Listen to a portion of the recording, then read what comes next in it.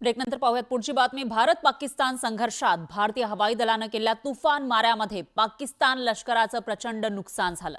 पाकिस्तानचे महत्त्वाचे एअरबेस जमीनदोस्त झाले आणि त्यामुळेच पाकिस्ताननं शरणागती पत्करली। पण ज्यावेळी दोन्ही देशांमध्ये हा सैन्य संघर्ष पेटला होता त्यावेळी पाकिस्तानच्या प्रत्येक हालचालींवर भारताच्या तिसऱ्या डोळ्याची नजर होती।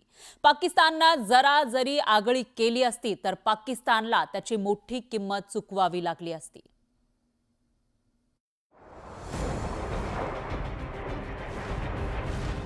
भारतानं ऑपरेशन सिंदूर सुरू केल्यानंतर पाकिस्तान लष्कराचं धाबदन आणलं। भारतीय हवाई दलाकडून एका पाठोपाठ एक हवाई हल्ले करण्यात आले। पाकिस्तानची सगळी भिस्त तुर्कस्तान आणि चीननं दिलेल्या ड्रोन मिसाईल्सवर होती। पाकिस्तानने ड्रोन आणि मिसाईल्सचा भारताच्या दिशेनं मारा केला।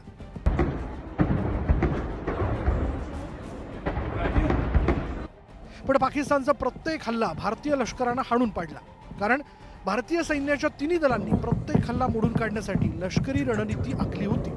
तसंच हवाई संरक्षण प्रणालीच्या माध्यमातून भारतीय हवाई हद्दीत एक प्रकारे कवच कुंडल तयार केली होती। त्यामुळे पाकिस्तानी हल्ल्याचा फारसा प्रभाव भारतावर झाला नाही।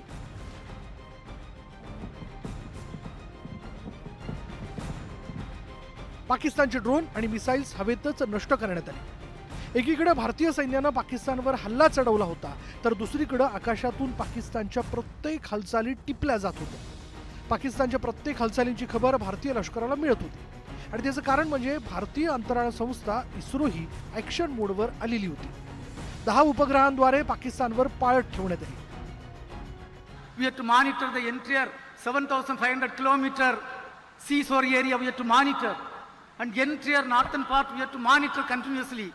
Without satellite technology, without drone technology, we cannot achieve that. Today I am happy to inform that at least 10 satellites are continuously working, 24/7 working for the strategic purpose to ensure safety and security of the citizens of this country. खरं तर operation सिंदूरमध्ये हवाई दलानं दहशतवादी तळांवर अचूक मारा केला। पाकव्याप्त काश्मीरच नाही तर पाकिस्तानात शिरून भारतानं निवड तळांवर हल्ला करून ते उद्ध्वस्त केले।